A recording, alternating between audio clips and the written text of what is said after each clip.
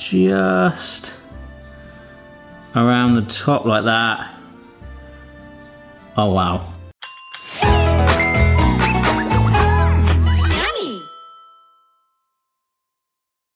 Hello everyone, it's Barry here. I really hope you're well. Today we are making a Chocoflan, a magic impossible Chocoflan.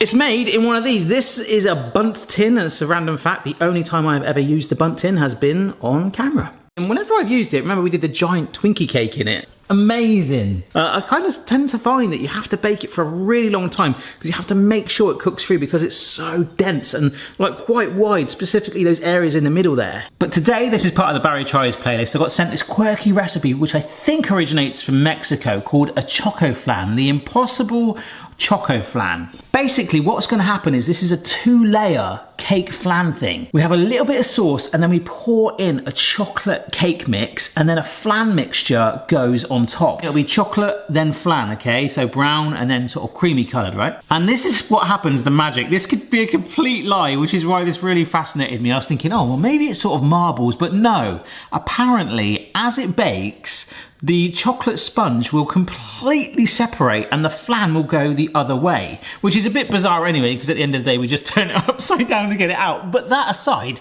that is magic, all right? I remember going to see a magic show when I was like 8 and being really disappointed because I had seats where I could actually see like certain tricks where they were like kind of, yes. But this is baking magic, my kind of magic. And I'm a little bit skeptical. It's supposed to taste amazing. It bakes for a blooming long time. Then we have to chill it for a blooming longer time.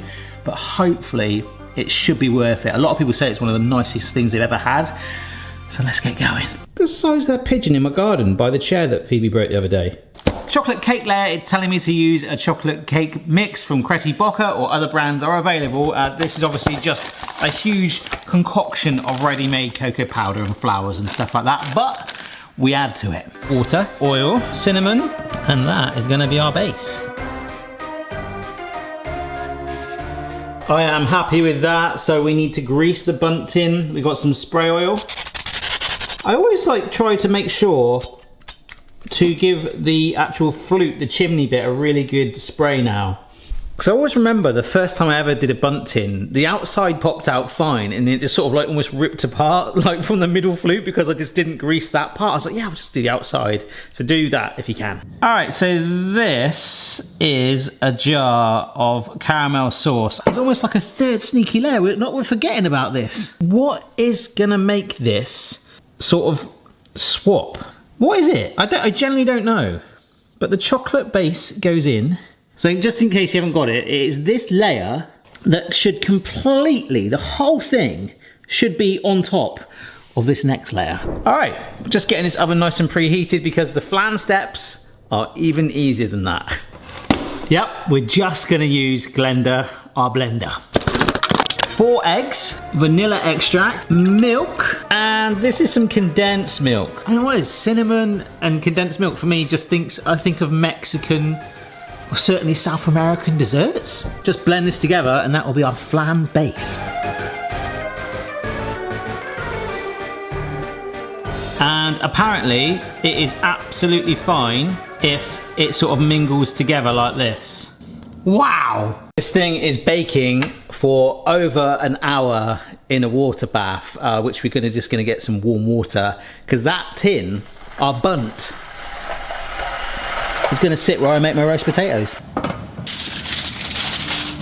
This is some foil that we get the spray oil again. We're gonna sort of effectively water bath it to keep it moist, but then maybe sort of steam it as well. The top part is not going to get too exposed. I believe this step is probably for our caramel sauce, just to keep it moist. And there it is, in it goes. Wow, come on my friend. Let's let that magic happen for a massive 80 minutes. If you put a cake in generally for that long, yeah, you're going to probably make quite a dry burnt cake, but it's a bundt tin too, so we really want to cook it through to those centers, see if that magic happens, and ultimately I think This, I mean, everything we put in it is incredible. I just don't know if it curdles when we make a marble cake. Come on, I'm not going to be that upset. But whilst that is in the oven, someone tweeted me a really interesting question the other day. They're like, Barry, have you ever wondered who is the most famous person that has ever watched one of your videos? I know that Jamie Oliver has watched some. I know that Gordon Ramsay has watched some. But like, I wonder if there's some like crazy other person like Jack Nicholson or something. But then I thought I'd ask you guys, like, I don't care if you're like the inventor of the parsnip. No, not a parsnip, that's a vegetable. If you invented the spatula, if the person that voices Homer Simpson lives near you, if you are a friend of that Indian bloke that ran John O'Groats to Land's End backwards, that sort of thing, let me know down below. I'd genuinely be fascinated if you know, what is your claim to fame? Let's just find out. I'm actually genuinely interested to know that. So for me, well, you know all about me. I make magic. All right, so I'm only 10 minutes in and I'm getting quite impatient and uncertain. There's no nice smells. It's just kind of like baking away and I'm trying to hope that it works. So when it comes to the segregation, what I'm trying to describe is we obviously had that oily chocolate cake mix first of all, okay, so vegetable oil. And then we poured in our flan mix, okay? So it's going to bake away, bake away, bake away. And hopefully, a little bit like that, our chocolate cake will rise to the top as it bakes. That's what I'm going by. How excited are you for the magic, huh? The magic trick. Woo! I mean, this isn't quite David Blaine territory, is it? Well, actually, no. David Blaine sat in a box in the middle of London for like a week. I mean, that's not really magic. That's kind of crazy. And I'm sure he had like a feeding pipe or something. I'm gonna let you guys look first. Is it magic? Oh! Oh! Wow. Okay, but I can't tell yet. We can't tell. Because I'm still seeing a little bit of that colour there, actually. Unfortunately, I am not gonna know if this is magic or just a really nice cake until it fully cools down. And unfortunately, despite the 80-minute bake, we've got to get this out and let it cool to room temperature and then chill it.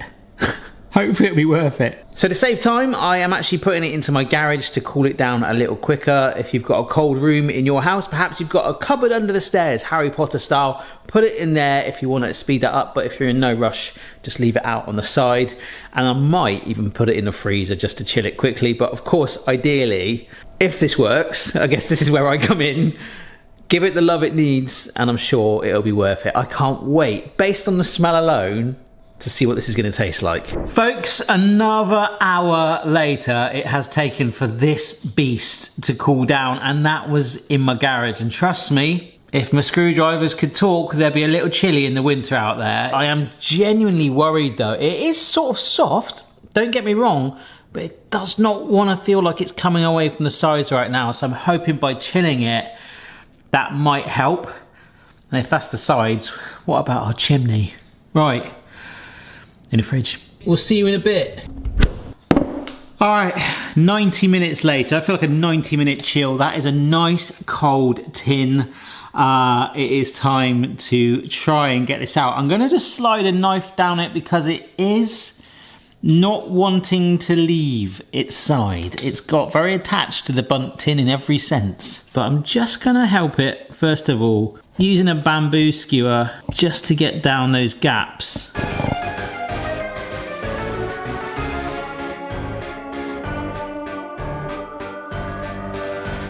All right, that was actually quite fun. I probably did it way too much than I needed to. So it's time to turn it out. Ah! Here we go.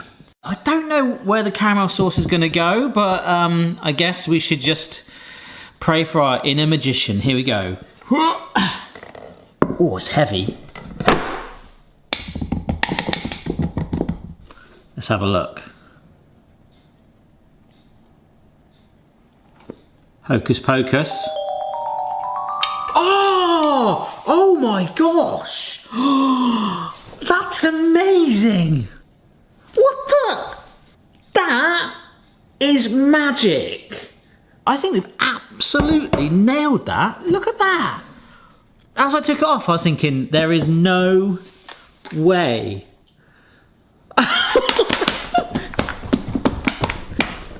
Woo! It's like a massive glazed donut. Should we just put another little trail on there? Just around the top like that. Oh wow. They're like separated like that. That's very clever. How does that work? You made it, you tell me. Right, are you ready for this? Yeah. Oh, that is so soft and tender. That first top in. Oh wow. Yeah? That's cool. That's awesome, right? This looks cool. Ooh. It's all like custardy and eggy. It is, isn't it? It's a bit weird, yeah. Oh, do you not like things like... I mean, there are some people that would not like this texture. I don't like things like that. Really? But I'll eat it with the chocolate cake. Well, yeah, it's like a cake mix. It reminds me of something like blancmange or something.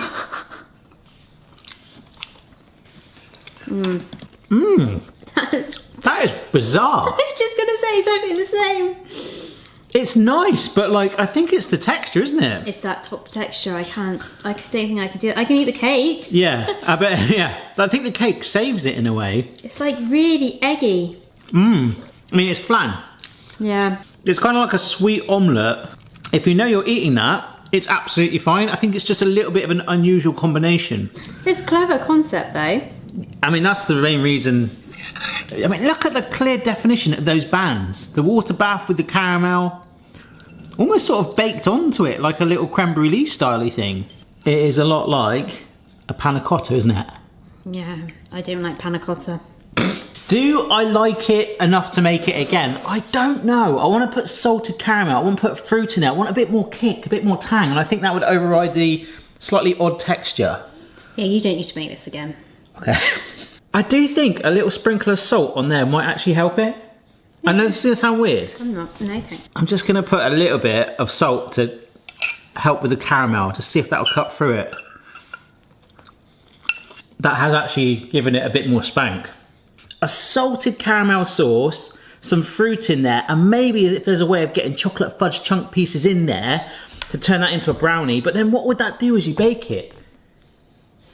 She doesn't care. Generally would eat it again though. I would make it 100% and play around with the concept. Good, because you've got all that to eat. But I think we can conclude the main reason I wanted to do this, the magic chocoflan, boom! Look at that layer division. It's actually worked. Of course, 100% Mrs. Barry endorsed. I might actually generally make smaller ones of these and play around with it and do different flavour combinations. But if you have got any tips and you've made them in the past with fruit and chunks, and I just think it needs a bit more of a spanky sauce on there. How about something without the eggy custard bit on top? And I think that's a fair summary of where we're at. So thanks for watching, folks. Give it a try. Don't forget to send me a photo on your social media platform of choice if you do try this or any other recipes. And ciao for now. Bye-bye. Bye. Bye. Bye.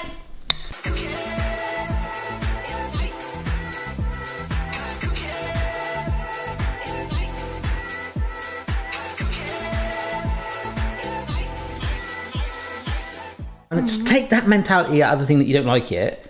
You're on holiday in Mexico, in Spain, you're having a foreign dessert. Yeah. Would you expect to eat something like that? Actually, yeah. That's what I mean. It's just that mindset, isn't it? It's like, oh, I wouldn't eat that, but that's because it's from another country, right? I think that's the thing you need to think about. It is going to be very different if you're used to certain things. Yeah. But if you love it, it will love you back.